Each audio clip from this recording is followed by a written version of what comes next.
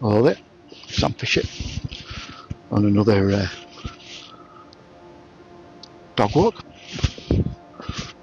But no cat tonight because it's cold. So she doesn't like cold. So yeah, it's going to be relatively quick, this one.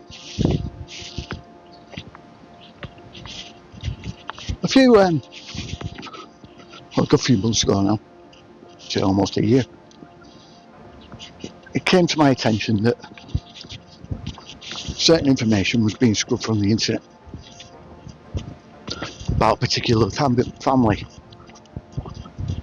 a very powerful family. In fact, the most powerful family in the world. He literally owned the world. And it was being scrubbed drastically. Sites were getting taken down, wiki pages were getting removed completely, histories were getting changed on those wiki pages, books were getting taken down, scrubbed,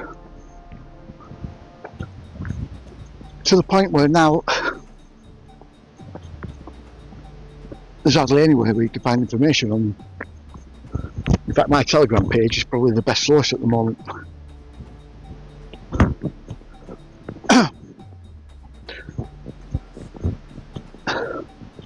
A couple of days ago, I saw a video on YouTube, a TikTok compilation, one of them TikTok compilation channels. And it featured a clip from a guy called Carroll. Good bloke, good researcher, talking about BlackRock and who owns BlackRock. And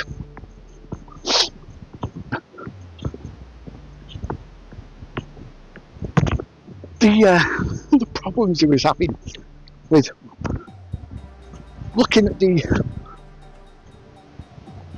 founders of the bank that owns BlackRock. You see, contrary to popular belief,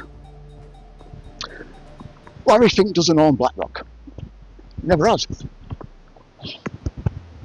Well, he did initially, but like everybody, as soon as you float it on the stock exchange, immediately it gets taken over.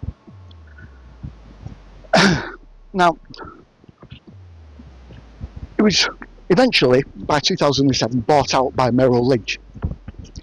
Now, Merrill Lynch are the investment banking arm of Bank of America, probably the largest bank in the US.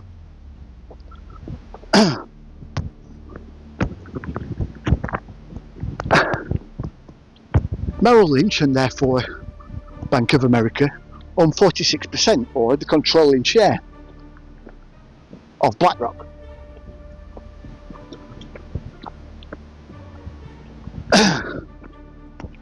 Now, when you look into the history of Bank of America, one name comes up, and it's the same name that's been scrubbed everywhere. And Carroll turned around and he said, there's two different avenues you could go down when researching BlackRock and its owners. One of them is the official one, which is an easy one to follow. The other one mentions this family name, and as soon as you do that, your video gets taken down. This is happening across the board.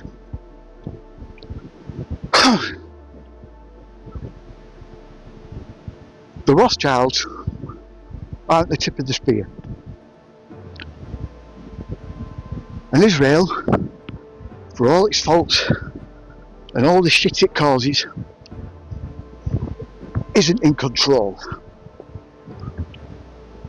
The people at the top aren't even Zionists. And I mean at the very top. Zionism is just used, again, as a way to keep everyone in line.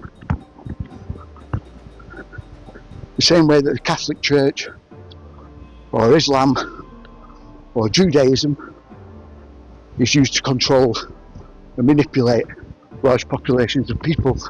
Religion is a very, very useful tool because it gives you a fear of the Almighty.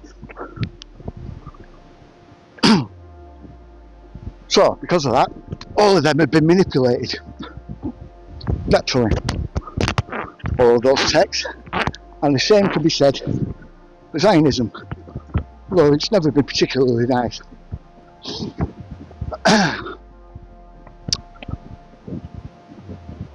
This family is a Fisher family. You're probably sat there going, who? Who? Yep, told you. You've probably never heard of them. I've been talking about these for years. If you follow me for a while, you'll know exactly who they are. Or you would do. Because I never shut up about them. And then naturally, I go and check my YouTube videos and tons of them are missing. Absolutely tons of them. Even the ones on Rumble are missing. I think the only one I've got left that's still up there on YouTube and on Rumble, ironically, is the one where I'm talking about them taking information down about the prices. This is the family at the top. These people literally own the world. They have full control over the allocation of the 50,000 stock bonds that you receive whenever you set up a company and you float it on the stock exchange.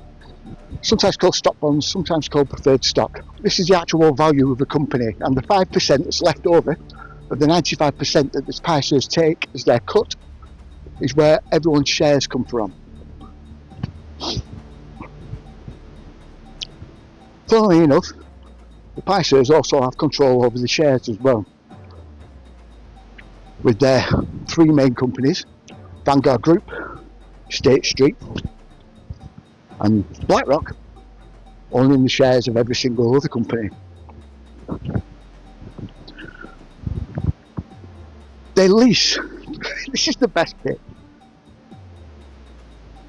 they lease ownership of those stock bonds out to the CEOs, to what would have been former owners. Yeah? Anywhere it says CEO, Chief Executive Officer, right? The executor is someone that oversees an interest for another party. Yeah? Normally they're executors of the will, yeah, of a will, last will and testament. And they basically oversee the allocation of that estate to all the family members, etc. This is what a chief executive does. It basically has control of the allocation of those funds, yeah, from that company. They are not an owner. Do not conflate CEOs with owners. They're two entirely different entities. The CEO is an employee for the owner, and as soon as they float that company on the stock exchange and become a multinational corporation, they're no longer the owner. Because, like I said, the Pishers take ownership of 95% of their stock bonds, the actual value of that company.